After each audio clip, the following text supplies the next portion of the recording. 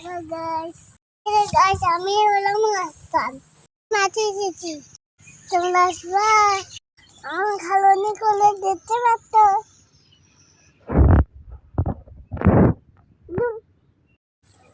এটা গাছ। এই গাছগুলো খাই। তারা আগে রাতে মনোবাদ হয়েছে। আগে রাতে ছোট ছোট মনোবাদ হয়েছে। কি বোঝা? কত বাড়ি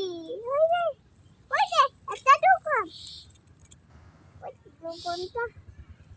দোকানটা ঘর নেই আর একটা টিয়া পাখি নেই সে চলে গেছে আমি দেখতে পাচ্ছি ও কোলা ওই যে ওই যে ওই যে ওই যে ওই যে